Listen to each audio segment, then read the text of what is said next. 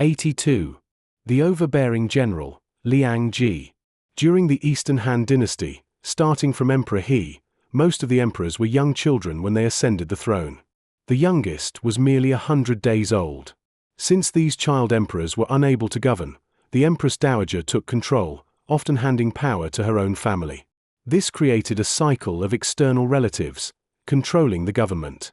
When an emperor died without a son, the Empress Dowager and her relatives would select a child from the royal family to become the next emperor, ensuring that they retained their grip on power. However, as emperors grew older and gained awareness, they resented being mere puppets. They wanted to break free from the control of their maternal relatives, but the entire court was filled with their enemies' loyalists. The only people constantly around the emperor were eunuchs, who served in the palace. As a result, emperors relied on eunuchs to overthrow the external relatives, shifting power from one corrupt group to another. This bitter power struggle between external relatives and eunuchs continued, leading to political chaos and widespread corruption. The rise of Liang Ji. In 125 CE, Emperor Shun of Han ascended the throne, and the Liang family gained power. Empress Liang's father, Liang Shong, and her brother, Liang Ji, successively held the position of Grand General, one of the most powerful positions in the empire. Liang Ji was extremely arrogant and ruthless. He ruled with unchecked power, extorted wealth, and ignored the emperor's authority. When Emperor Shun died, his successor, Emperor Chong, was only 2 years old and died within 6 months. Liang Ji then selected an 8-year-old boy, Emperor Ji, as the new ruler. The murder of Emperor Ji. Although Emperor Ji was still a child, he was sharp and observant. He disliked Liang Ji's arrogance and tyranny. One day, during a court assembly, in front of all the officials, the young emperor boldly addressed Liang Ji. "What an overbearing general!" Liang Ji was furious, but he could not retaliate in public. Instead, he plotted in secret. Thinking to himself, if this child is already so bold, imagine how dangerous he will be when he grows up. Liang Ji decided to eliminate him. He poisoned a pancake and sent it to Emperor Ji. The young emperor ate it unknowingly and soon felt severe stomach pain. Sensing something was wrong, he summoned the Grand Commandant, Li Jiyu, and told him, "I just ate a pancake and now my stomach hurts terribly. My mouth is dry, and I want some water."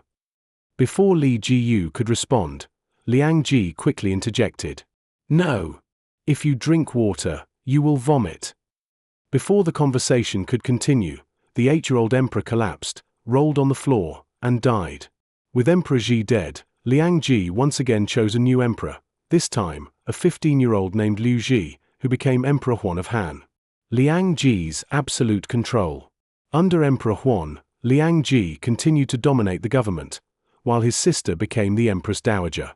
With no one to restrain him, he became even more arrogant and corrupt. He built extravagant mansions and palaces, taking farmland from the people to create private gardens. He constructed a rabbit park in western Henan, ordering local officials to supply rabbits. He branded his rabbits with markings and made harming them a capital offense. One day, a merchant from the western regions, unaware of the law, killed a rabbit. This minor incident led to the execution of over 10 people, accused of conspiring against Liang Ji's property. Liang Ji also enslaved thousands of young men and women, forcing them to serve his family under the false claim that they had voluntarily sold themselves. He targeted wealthy families, arresting rich individuals on fabricated charges to extort money from them. For example, a wealthy man named Sun Fen was forced to lend Liang Ji 50 million coins. When he only gave 30 million, Liang Ji became furious. He accused Sun Fen's mother of being a fugitive slave who had stolen gold and pearls from his household. When Sun Fen denied the accusations, Liang Ji had him beaten to death, confiscating his entire fortune. For nearly 20 years, Liang Ji ruled with unchecked power, but his growing arrogance led to his downfall. The fall of Liang Ji. Liang Ji eventually clashed with Emperor Huan when he ordered the assassination of the emperor's favorite concubine's mother. Unable to tolerate him any longer, Emperor Huan secretly conspired with 5 eunuchs, including Sun Chao, who all harbored grievances against Liang Ji. At the right moment, Emperor Huan mobilized over 1,000 imperial guards and surrounded Liang Ji's residence. Caught off guard, Liang Ji trembled in fear. Realizing that his fate was sealed, he chose to commit suicide by poison. The aftermath. With Liang Ji's death, his entire family was eradicated. His relatives were executed or dismissed from office. Over 300 of his supporters and officials were removed from government. His immense fortune, worth over 30 billion coins, was confiscated, equal to half of the empire's annual tax revenue. The land he had seized was returned to the farmers.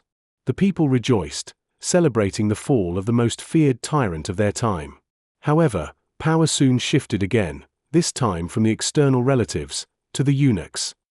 Emperor Huan rewarded the 5 eunuchs who helped overthrow Liang Ji, granting them noble titles as the 5 Marquis. From that moment on, the Eastern Han dynasty was no longer controlled by external relatives, but by the powerful eunuchs, marking a new chapter of corruption and decline. 83. The Partisan Prohibitions Incident. After the eunuchs known as the 5 Marquises took control of the court, their corruption rivaled that of Liang Ji. They sold government positions and titles, filling the bureaucracy from the imperial palace to local counties with their loyal cronies, plunging society into darkness and corruption. During this time, a group of scholars and officials emerged, consisting mainly of high-ranking officials from aristocratic landowning families, who opposed the eunuchs' control and demanded political reforms. Students from the Imperial Academy, mostly from small and middle-sized landowning families, who were frustrated by corruption and demanded reform as well. Both groups openly criticized the government, expressing hatred for the eunuchs and their supporters. The rise of Chen Fan and Li Ying. In 165 CE, Chen Fan became Grand Commandant, and the famous scholar Li Ying became inspector of the capital region. Both men opposed the eunuchs, and Imperial Academy students strongly supported them, treating them as role models. Soon after, a report was made against Zhong Rang's brother, Zhong Shuo, the magistrate of Yuan County, modern-day Qinyang, Henan, for corruption and extortion. Li Ying personally led officers to arrest Zhong Shuo, but Zhong had fled to his brother's home. Li Ying then searched Zhong Rang's residence, finding Zhong Shuo hidden inside a false wall. He arrested him immediately and sentenced him to death. Zhong Rang was furious, rushing to plead with Emperor Huan. However, the emperor did not interfere, as Zhong Shuo was guilty beyond doubt. This victory made Li Ying even more famous. Scholars and officials flocked to see him, believing that meeting him was an honor. This was called climbing the Dragon Gate. The conflict between scholars and eunuchs. The following year, a charlatan named Zhong Cheng, a close ally of the eunuchs, took advantage of an upcoming amnesty. Knowing that a general pardon was about to be issued, Zhong Cheng encouraged his son to commit murder, assuming he would soon be released. However, Li Ying arrested the killer immediately and refused to release him, arguing, since Zhong Cheng knew in advance about the amnesty and still committed murder, the pardon should not apply to him. He then ordered Zhong Cheng's son to be executed. Enraged, Zhong Cheng sought revenge. He convinced the powerful eunuchs Zhong Rang and Hulan to fabricate accusations against Li Ying and his allies. A student named Lao Xiu, loyal to the eunuchs, falsely accused Li Ying and the Imperial Academy scholars of forming a faction that slandered the government and corrupted public morals. Emperor Huan, under the eunuchs' influence, issued an imperial order to arrest all partisans. The First Purge of the Partisans. More than 200 prominent figures, including Li Ying, Du Mi, Chen Shuo, and Fan Pang, were placed on a blacklist. To enforce the decree, local officials were ordered to arrest scholars linked to the movement. In some provinces, hundreds were arrested. However, one official, Shi Bai, the governor of Pingyuan Commandery, modern Dazhou, Shandong, refused to comply. When a government inspector arrived, demanding Shi Bai to submit a list of partisans, he answered, "There are no partisans here. What should I report?" The inspector scowled. The other 5 commanderies in Qing province have all reported partisans. Why is Pingyuan the only exception? Shi Bai retorted, "Each region has its own customs. Just because other places have partisans does not mean Pingyuan does too." The inspector was left speechless. Shi Bai continued, "If you insist on persecuting innocent people, then every household in Pingyuan will be a partisan. I would rather die than falsely accuse others. Unable to force a confession, the inspector arbitrarily arrested local officials before reporting back to the imperial court. Torture and public outrage. The arrested scholars were severely tortured in prison. They were shackled with 3 wooden restraints, on their neck, hands, and feet. They were blindfolded and flogged repeatedly. They remained imprisoned for over a year under horrific conditions. The following year, a scholar from Yingchuan, Jiao Biao, voluntarily traveled to Luoyang to petition for their release.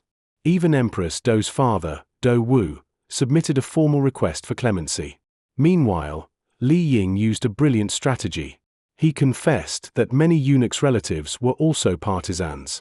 Fearing they would be implicated, the eunuchs panicked and urged the emperor to issue a general amnesty. In 167 CE, Emperor Huan relented and released over 200 scholars. However, the eunuchs were still determined to suppress them. The freed scholars were banned from the capital and forced to return to their hometowns. Their names were blacklisted nationwide, permanently prohibiting them from holding office. This event became known as the Partisan Prohibitions, Factions Suppressed Disaster. The Second Purge and the final fall of the Han Dynasty. After Emperor Huan's death, Empress Dou and her father selected a 12-year-old prince, Liu Hong, as the new emperor, later known as Emperor Ling of Han. However, the power struggle between the eunuchs and officials continued. In 169 CE, the eunuchs launched a second purge of the partisans, leading to thousands of intellectuals and scholars being persecuted, more mass arrests and executions, a climate of fear, silencing opposition voices. With both external relatives and eunuchs vying for power, the Eastern Han dynasty became increasingly unstable. This internal corruption and factional strife weakened the empire, paving the way for rebellions and the eventual collapse of the Han dynasty in 220 CE. The partisan prohibitions demonstrated the desperate struggle for justice and reform, but also exposed the deep-rooted corruption that ultimately doomed the Han Empire.